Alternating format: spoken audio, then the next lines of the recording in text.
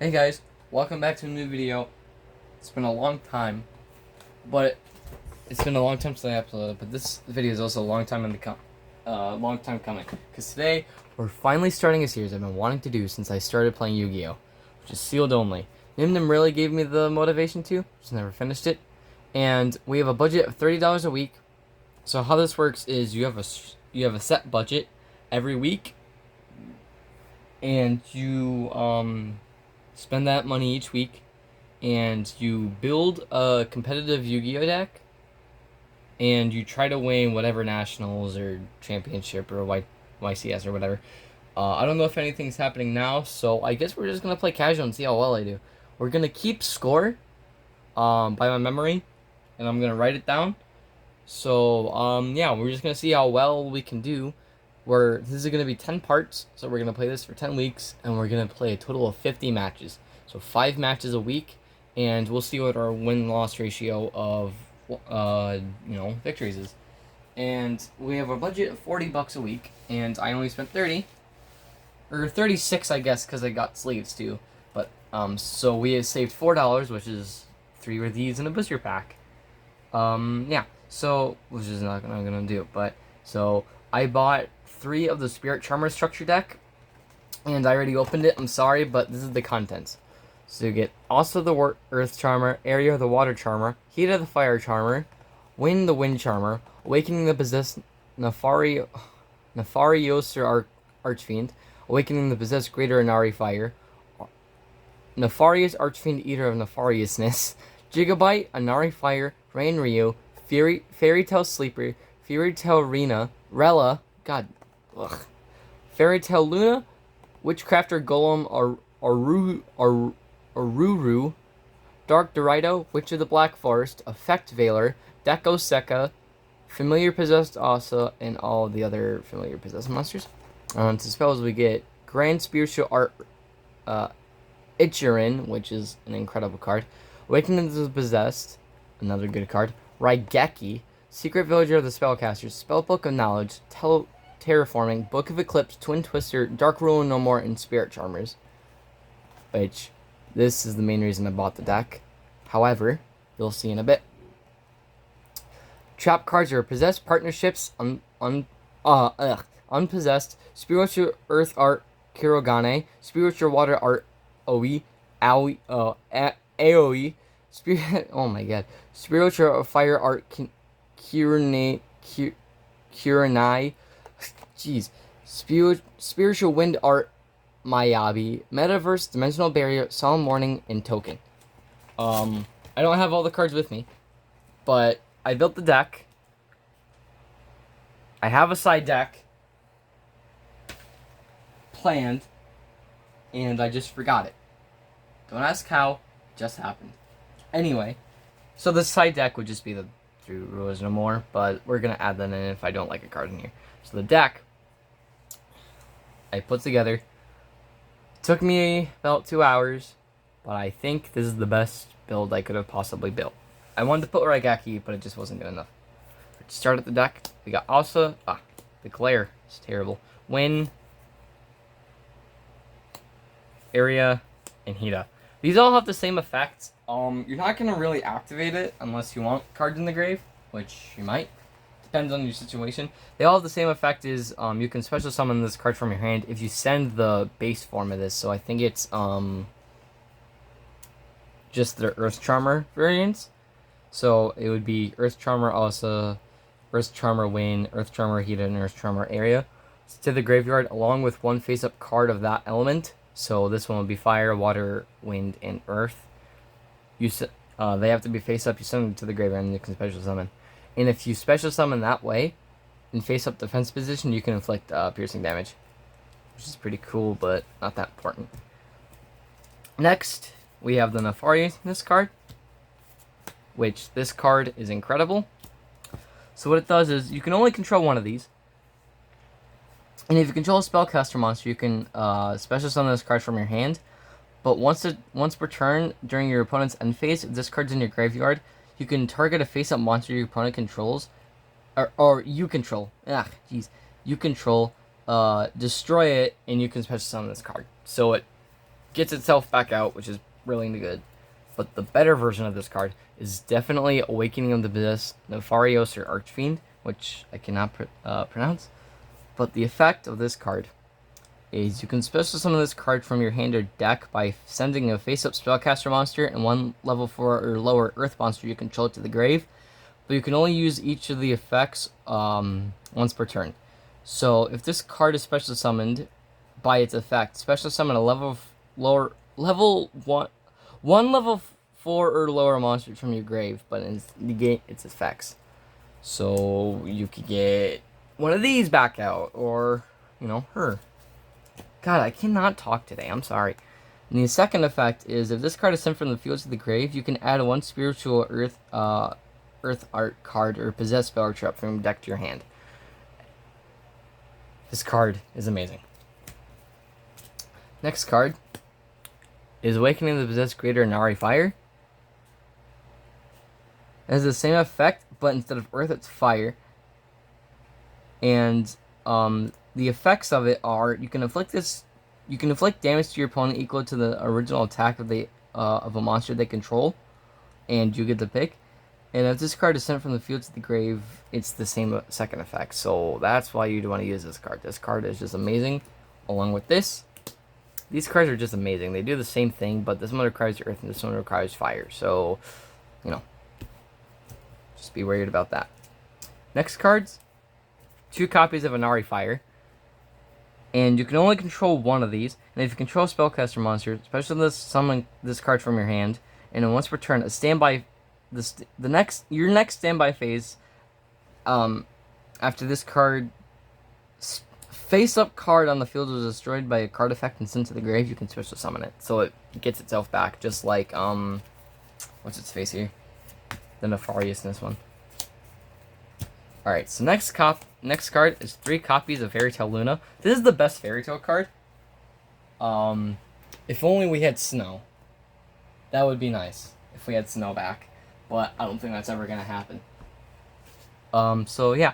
So this card's effect is, if this card is normal summoned, add 1 spellcaster monster with 1850 attack from your deck to your hand.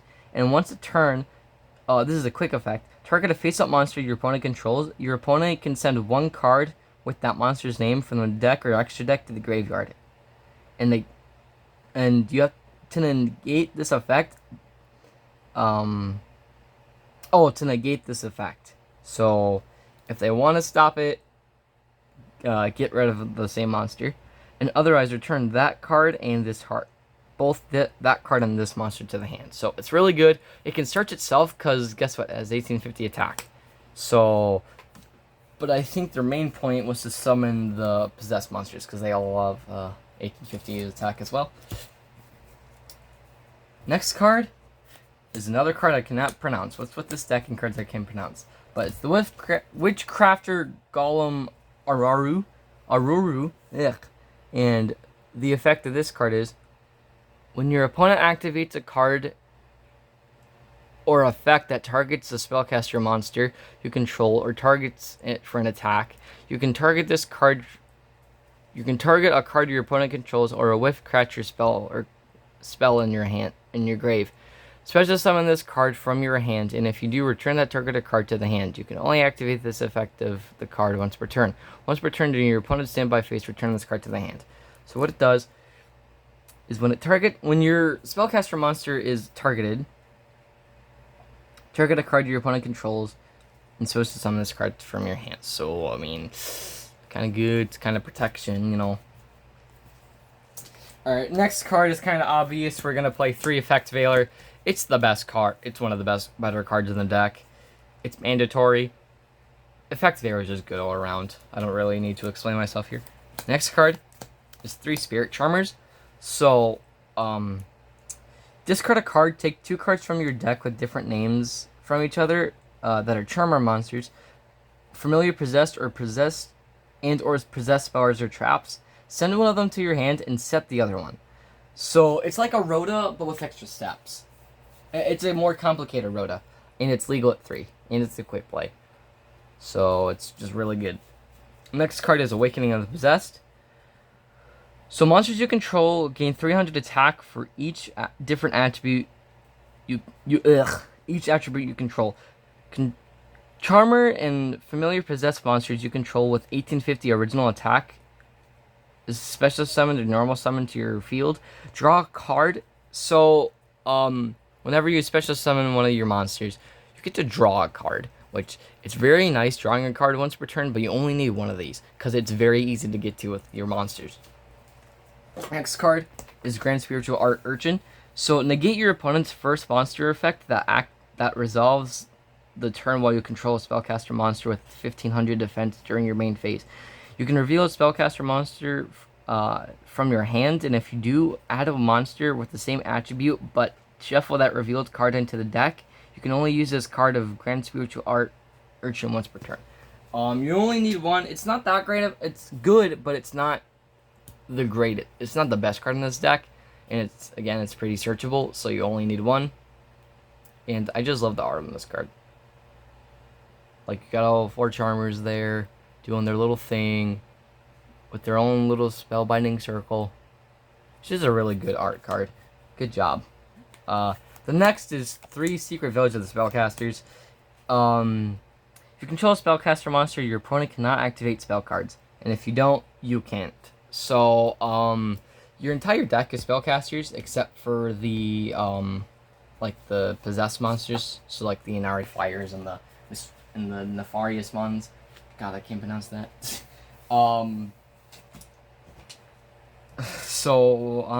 You're pretty much always gonna have them. Plus, if we get some really nice spellcaster extra deck monsters, I can't think of any off the top of my head, but once I do, and when we get them, it's gonna be so nice. It's just gonna be nice to have an extra deck, because we don't right now, because none came with it. So, yeah. Next card to search all of this is gonna be Terraforming. It's pretty self-explanatory. Next, we're gonna run 2 copies of Unpossessed. So, Tremor monsters you control cannot be destroyed by battle. If a familiar possessed monster you control attacks an opponent's monster, it gains 800 attack during damage calculation only. If a monster you control is destroyed by battle or a card effect, and this card is already face up in your spell and trap zone, you can special summon 1 spellcaster monster with 1500 defense from your deck, which they all have 1500 defense. Whose attribute is different from at least one of those destroyed monster's original attributes on the field, in attack position or face down defense position. So it's really good. They're both continuous, and you have 2. You don't always want to open this card though. Same thing with the Charmers. You don't always want to open them. One, they're very searchable, but they're not the best cards to open. That's why we only run 1, or in this case 2 of them. Alright, next card is 3 copies of Possessed Partnerships. What this card does is you can special summon a spellcaster monster with 1500 defense from your hand or grave in the face-up attack position or face-down defense position. Then if you control monsters with 2 or more different attributes, you can destroy 1 face-up card on the field and banish this card from your graveyard. Then target a possessed continuous spell or card, trap card in your graveyard, and place it face-up on your field. So it gets access to your Unpossessed. What's another one? It gets your Awakening of Possessed. So it gets some of your more valuable cards out, which is very nice. And you have 3 of them, so you will have a lot of chances.